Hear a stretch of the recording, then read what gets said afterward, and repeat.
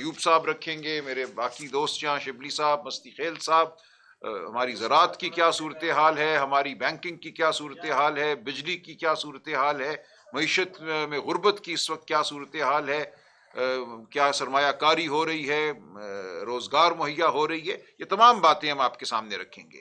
تو میں درخواست کروں گا عمر ایوب صاحب سے کہ وہ ایک جائزہ ہماری معیشت کا آپ کے سامنے رکھیں. بہت شکریہ. بہت شکریہ جی جناب. بسم اللہ الرحمن الرحیم. آپ کو بیرسٹر سلمان اکرم راجہ صاحب نے بتا دیا کہ آج کی پریس کانفرنس کا موضوع کیا ہے. معیشت ہے.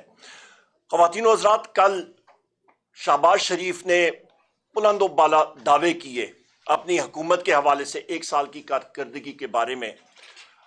اس پریس کانفرنس کو آپ یا سمندر کو کوزے میں سمیٹیں تو اس سے آپ ایک ہی لفظ ادھر نکلتا ہے, وہ ہے اردلی. بس کوئی اس پہ خاطر خواہ کوئی اچیومنٹ کوئی چیز نہیں. ایک ایک کر کے آپ کو ہماری ٹیم یہاں پہ بتائے گی کہ حقائق کیا ہے. افراد زر پہ یہ بات کریں گے جی مہنگائی کم ہوگی. یہ میں چیلنج کرتا ہوں, یہاں پہ ہم نے پہلے بھی کیا ہے, آپ ساتھیوں کے ساتھ کیمرے اٹھائیں, موبائل کیمرے اٹھائیں, آ جائیں. حکومت کا کوئی وزیر, حکومت کا کوئی ممبر قومی اور صوبائی اسمبلی آ جائے بغیر پروٹوکول کے, بغیر سیکیورٹی کے, ہمارے ساتھ ہم لوگ جائیں گے بازاروں میں لوگوں کے ساتھ. سب سے پہلے آپ کا سامنا کریں اور کہیں گے جی مہنگائی کم ہو گئی ہے.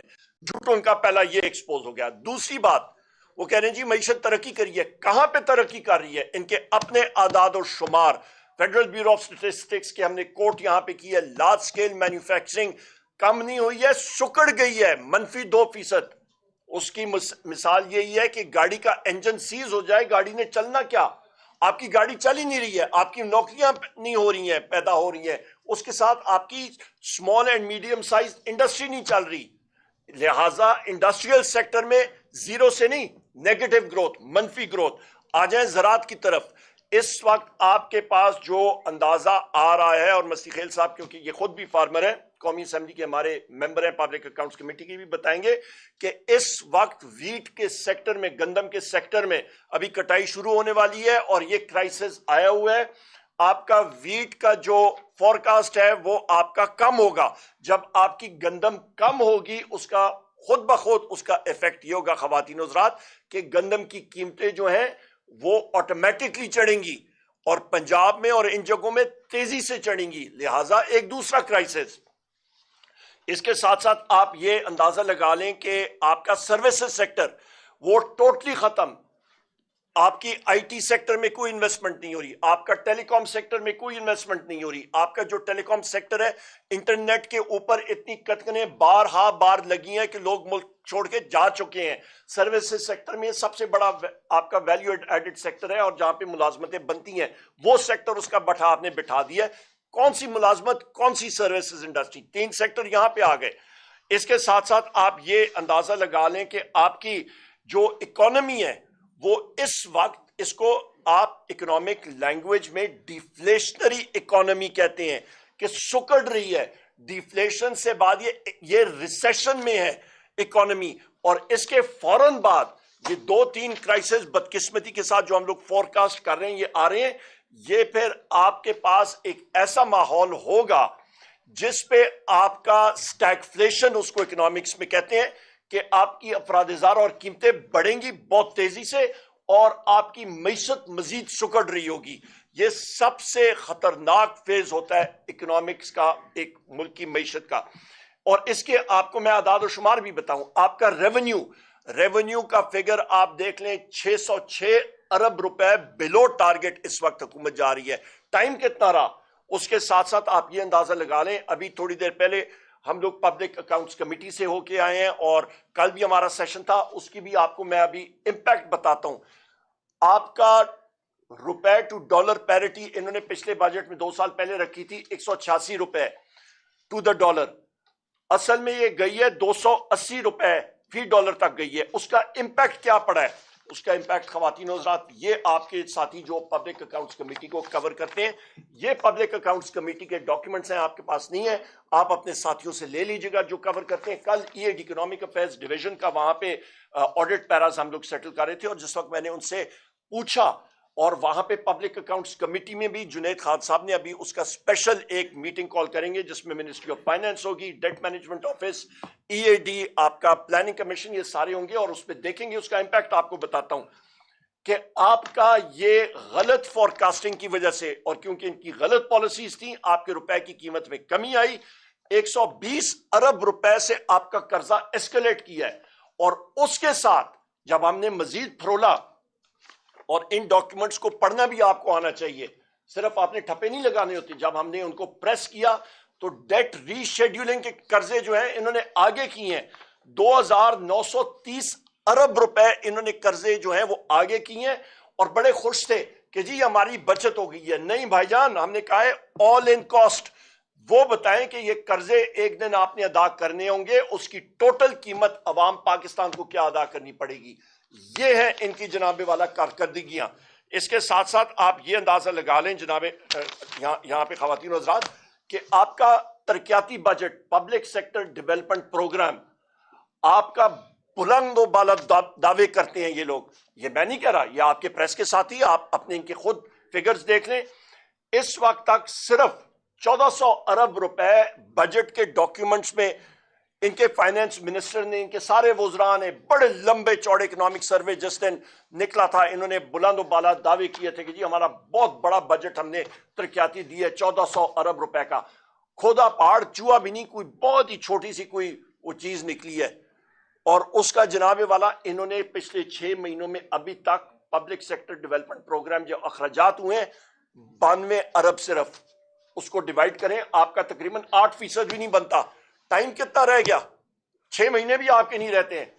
اپریل, مئی, جون, 3 مہینے رہ گئے ہیں خواتین و حضرات, اور آپ کا 8%, 8.5% ترقیاتی بجٹ ابھی تک خرچ ہوا ہے. کون سی ترقی؟ اس کے ساتھ ساتھ, اور شبلی فراز صاحب ان کو میں کریڈٹ دیتا ہوں, انہوں نے آپ کا سرکولر ڈیٹ پہ پوری ایک رپورٹ سینٹ کی لکھی ہے, وہ ڈیٹیل میں کریں گے, پر آپ کو میں اس کا صرف خلاصہ دیتا ہوں. غلط پروجیکٹس پاکستان مسلم لیگ نون کے حکومت نے 2013 سے 18 تک انہوں نے نیگوشیٹ کیے, غلط جگہ پہ لگائیں.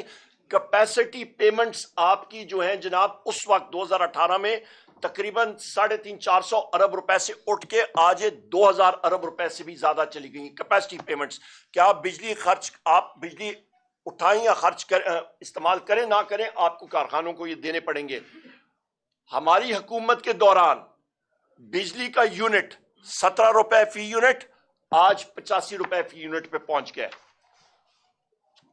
خواتین و حضرات, آپ کا شہباز شریف بڑا بلند دعوے کرتا ہے کہ جی آپ کے پبلک سیکٹر انٹرپرائزز یا آپ کے اسٹیٹ اونڈ انٹرپرائزز 850 ارب روپے کا اس میں خسارہ ہے. تو ٹھیک کرو نا بھائی, تم یہاں پہ تمہیں یہاں پہ یا انسٹال کیا گیا ہے 17 سیٹوں پہ, 17 سیٹیں تمہاری پارٹی نے لی ہیں اور تمہیں انسٹال کیا گیا ہے, تو پریس کانفرنس 1 سال کے بعد کر رہے ہو اور کہہ رہے ہو کہ جی 850 ارب روپے کا خسارہ ہے اسٹیٹ انٹرپرائزز کا.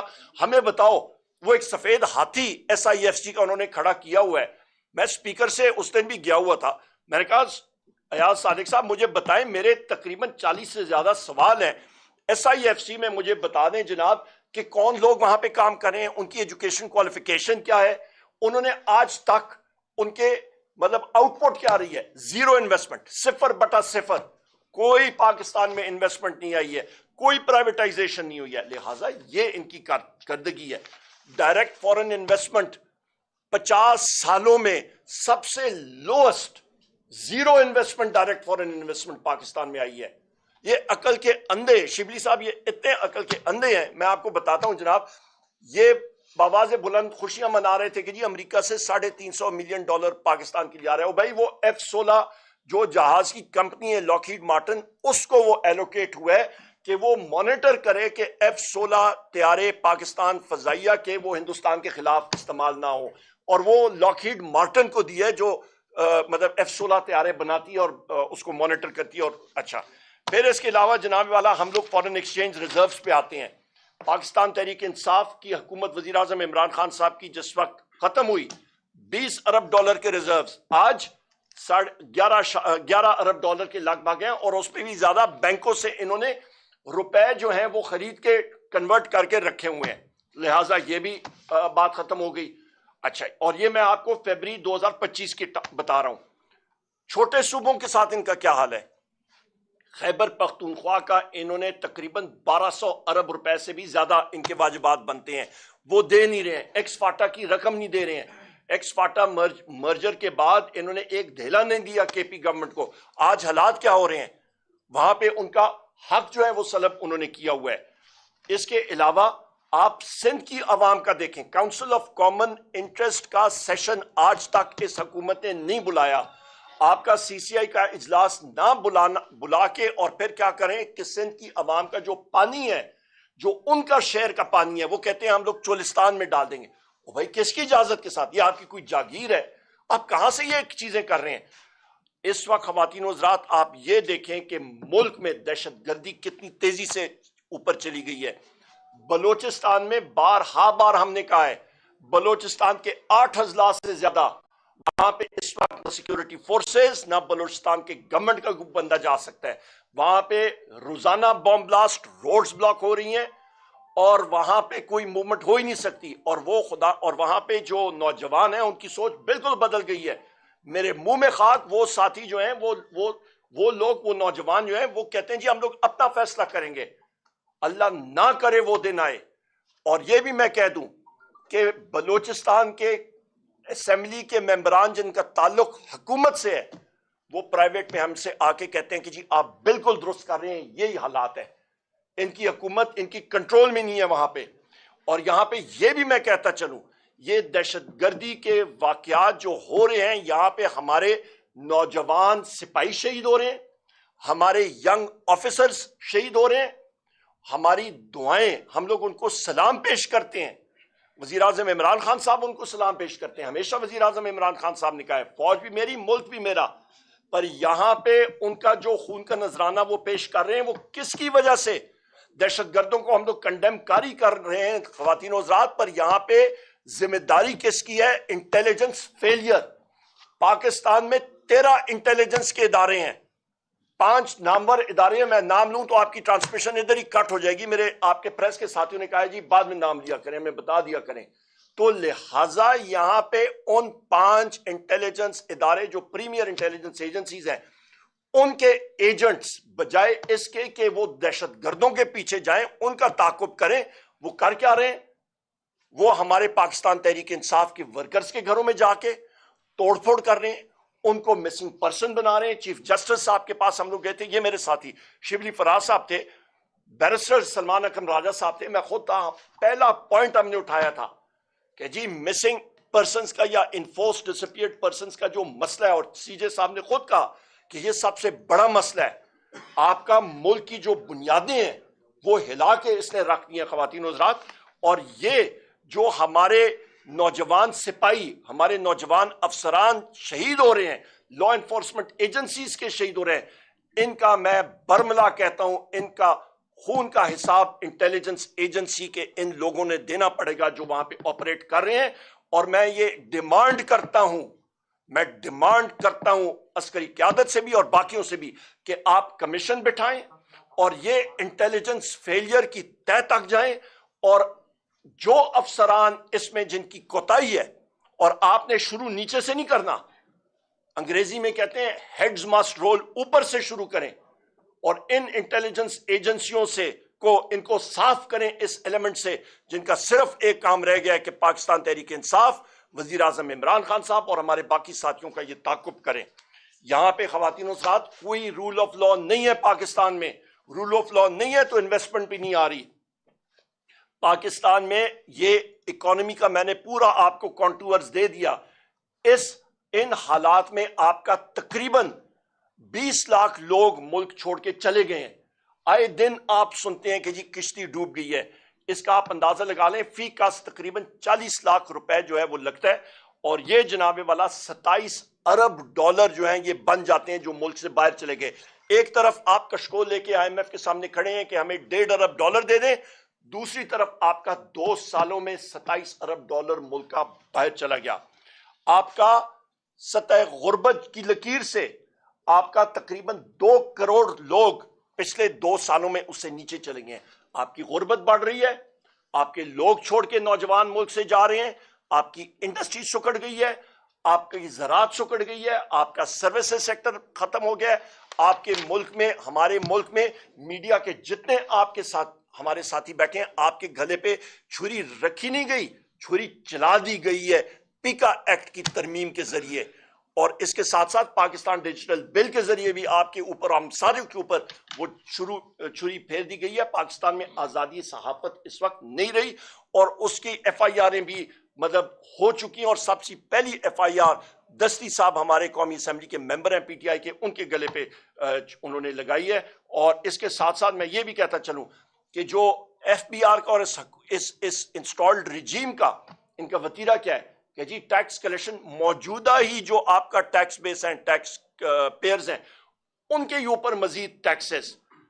آپ کو یہ بھی میں بتاتا چلوں کہ آپ کا ایکسپورٹس 2022 میں پاکستان تحریک انصاف کے وقت تقریباً یہ 32.5 ارب ڈالر تک پہنچ گئی تھی.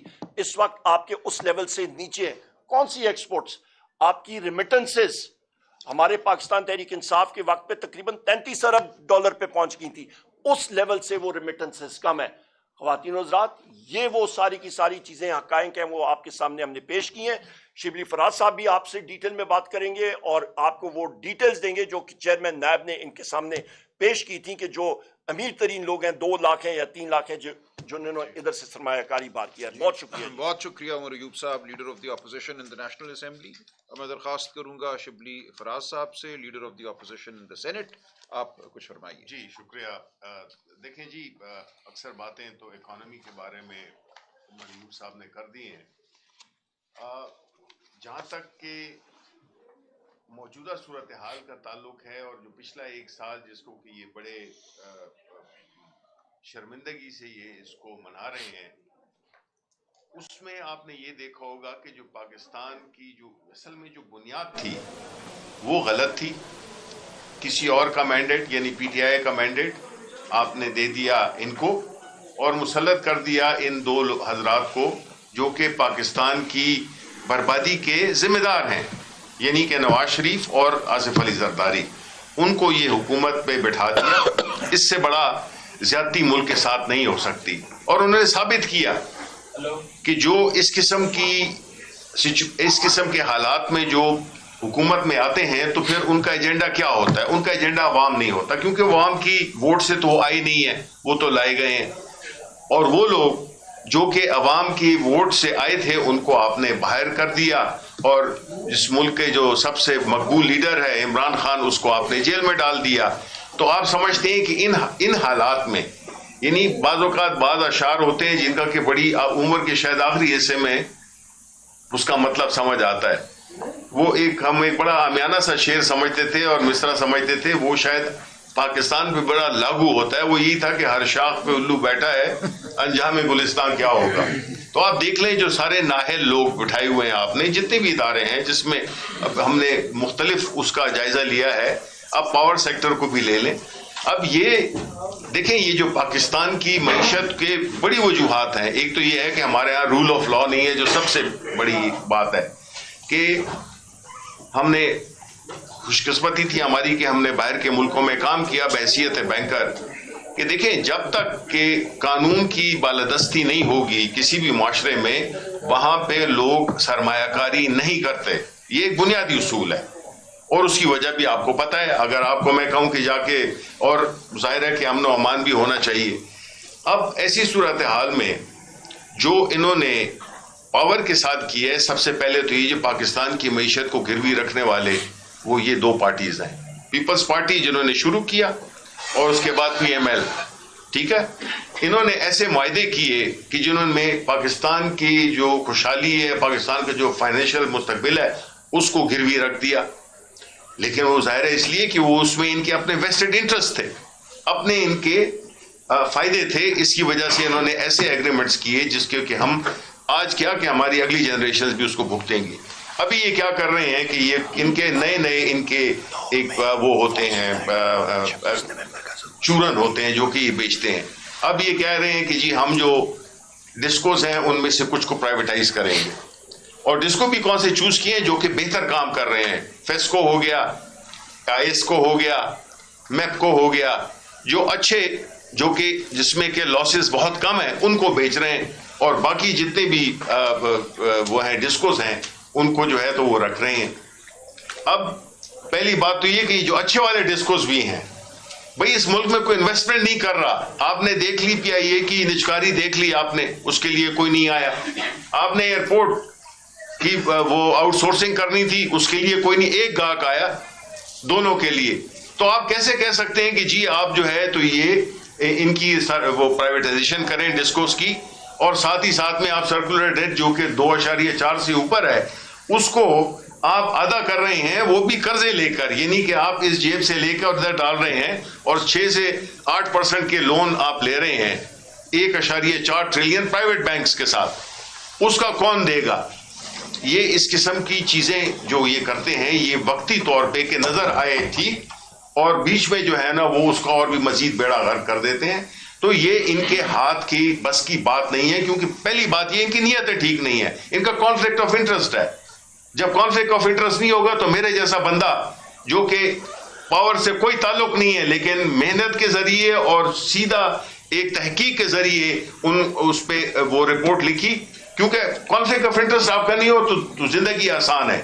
लेकिन जहां आपके कॉन्फ्लिक्ट ऑफ इंटरेस्ट होगा आप हर लॉ को भी चेंज करेंगे, आप हर किस्म की, आप देख लें पार्लियामेंट को देख लें, हमने स्टेट बैंक ऑफ पाकिस्तान का एक बिल मोहसिन अजीज साहब ने डाला था, उस पे हर चीज हुई, कमिटीज से पास होके आया और वोटिंग हुई। जब देखा कि बलूचिस्तान और खैबर पख्तूनख्वा के तमाम सेनेटर चाहे वो हुकूमत से थे या अपोजिशन से थे, उन्होंने वोट किया और वो बिल पास हो गया। और जनाब वो डिप्टी चेयरमैन है, वो उन्हें रिजल्ट कोई अभी आज के दिन तक उन्होंने अनाउंस नहीं किया।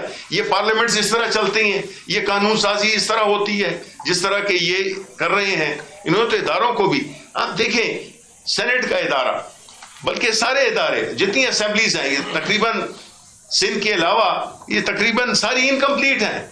सेनेट में खैबर पख्तूनख्वा की रिप्रेजेंटेशन ही नहीं है, नेशनल असेंबली में रिजर्व सीट्स का नहीं है, सुप्रीम कोर्ट की डिसीजन। तो ऐसे मुल्क में कौन इन्वेस्ट करेगा जिसमें कि लोग खुद अपने ही कानून को जो कि बैठे हुए हैं उसको वायलेट करते हैं। और कॉन्स्टिट्यूशन की खिलाफ वर्जी है। ये आपको बता दें बैरिस्टर साहब कि जब आपने इलेक्शंस को छोड़े, वो जो आपने लेट किए, आपने हाउस मुकम्मल नहीं किया, ये आपने कानून को तोड़ा है, ये आपने आईन की खिलाफ वर्जी की है कि खैबर पख्तूनख्वा के हुकूक क्या उन्होंने किया है।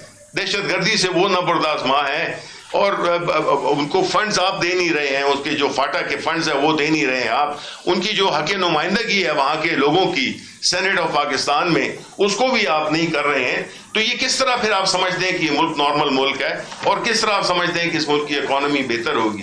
बिल्कुल नहीं होगी, क्योंकि ये जो जितने भी दुनिया के इंडेक्सेस हैं उसमें आप सब बुनियादी तौर पे सबसे आखिरी पोजीशन पे, तकरीबन माली और ये रोवांडा टाइप मुल्क शायद हमसे वो बेहतर है, बाकी तो नाइजीरिया, सॉरी रोवांडा तो आगे निकल गया, ये मुल्क हैं जिनसे कि हम बेहतर हैं। तो बुरी हालत है उस लिहाज से। तो ये शो न किया जाए कि जी मुल्क में सब अच्छा है, मुल्क में सब सुकून है, कोई नहीं है सुकून, कोई नहीं है मुस्तकबिल फ्यूचर का, इकोनॉमिक फ्यूचर। जब अगर हालात इसी तरह रहेंगे, जब तक इस मुल्क में फ्री एंड फेयर इलेक्शंस नहीं होंगे, जब तक कि अवाम के हकीकी नुमाइंदे नहीं आएंगे, तो ये मुल्क आगे नहीं बढ़ सकता। शुक्रिया, बहुत शुक्रिया फराज साहब। जनाब सनाउल्लाह मस्ती खेल साहब, मेंबर कौमी असेंबली, ज़राअत के शोबे को बहुत करीब से देखते हैं, आपसे गुजारिश है पाकिस्तान की ज़राअत के हवाले से फरमाइए। माइक के करीब आ जाए।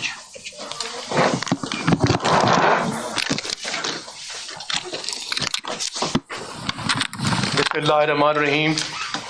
मैं शुक्रगुजार हूँ कि आपने मुझे मौका दिया। मैं थोड़ी सी सियासी बात करते हुए मुझे हैरानी और अफसोस हो रहा है कि कल इन्होंने 1 साल का जश्न मनाया है। मुझे अफसोस भी हो रहा है और हैरानी और परेशानी भी हो रही है, किस चीज़ का ये जश्न मना रहे हैं, इन्होंने पाकिस्तानियों के लिए किया क्या है। मुझे बता दें कि वो इलेक्शंस जिसको पाकिस्तान तहरीक इंसाफ के आज़ाद मेंबरान को पाकिस्तान की अवाम ने सबसे ज़्यादा वोट दिया। मैं आपको बताता चलूँ कि इस वक्त 10 करोड़ वोटर हैं, 10 करोड़ वोटर्स में 6 करोड़ वोटर जो है वो कास्ट हुए, उनमें 3 करोड़ वोटर जो है वो पाकिस्तान तहरीक इंसाफ के आज़ाद मेंबरान को, जो निशान भी मर्जी के नहीं दिए गए, उनको मैंडेट मिला।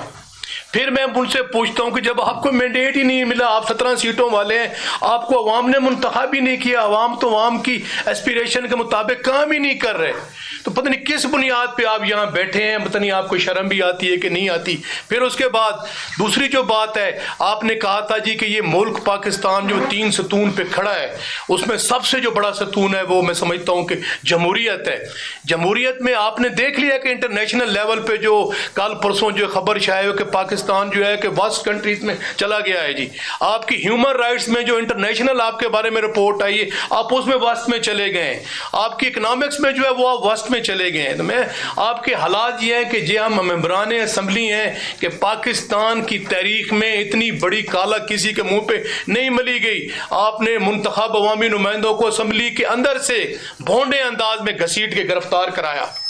آپ کے حالات یہ ہیں کہ آپ نے عدلیہ کا گلا گھونٹا 26ویں آئینوی ترمیم کے ذریعے, اور ایگزیکٹو نے اپنے ججز جو ہیں وہ بھر دیے ہیں. آپ نے پیکا ایکٹ لگا کے جو آزادی اظہار رائے کا گلا گھونٹا. آپ نے ایک پرامن پاکستانی شہریوں پہ جن کے ہاتھ میں کچھ بھی نہیں تھا, اور پرامن لوگ ایک پرامن احتجاج کے لیے آئے, آپ نے ان کو سر عام گولیاں ماری اور 16-14 بندوں کو آپ نے شہید کر دیا. مجھے افسوس ہوتا ہے آپ کس بنیاد پہ آپ جو اپنی کارکردگی کا شوشہ مچا رہے ہیں. مجھے افسوس ہو رہا ہے ان لوگوں پہ کہ پتہ نہیں یہ کس بنیاد پہ بات کرتے ہیں. پچھلے 40 سال سے آپ مسلم لیگ نون والے برسر اقتدار ہیں. میں پنجاب کی بات کر رہا ہوں اور پاکستان کی بات کر رہا ہوں. 80 کے بعد جب سے مرچلہ لگا 77 کے بعد, اس کے بعد مسلم لیگ نون جو ہے 80% وہاں مرد ہے, اس کا اقتدار رہا ہے. میں پوچھتا ہوں کہ عام پاکستانی سی ریڑی والا, کسان, چھاپڑی فروش, ایک نوجوان, اس کا کیا مستقبل تبدیل ہوا ہے. مجھے یہ بھی ساتھ کہتے افسوس ہو رہا ہے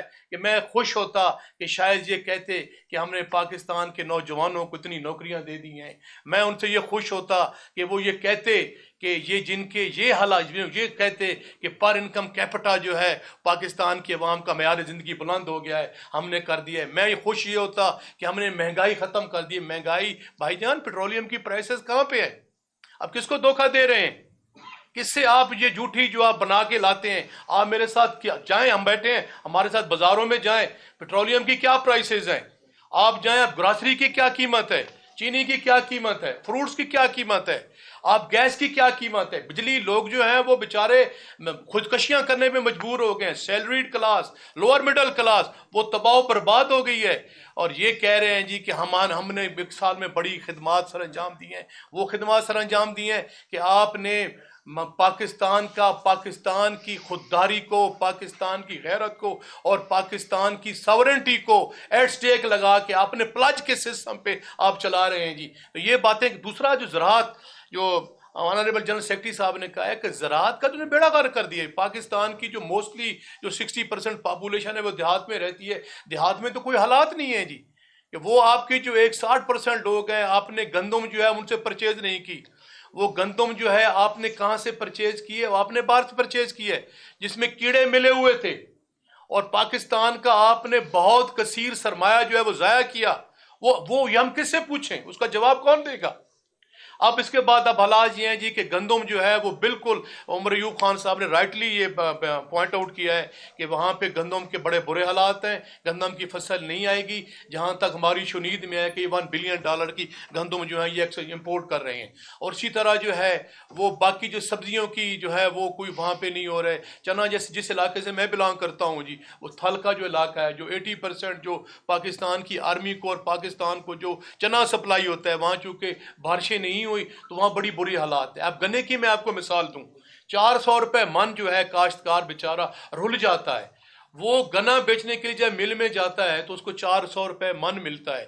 اگر اس کی بجائے اگر وہ گڑ بنائے وہی من کا تو وہ 2600 روپیہ کما سکتا ہے. لیکن اس حکومت نے مل اونرز کے ساتھ مل کے جو ہے دفعہ 146 لگا کے وہ کاشتکاروں کو جو ہے وہ گڑ نہیں بنانے دیتے.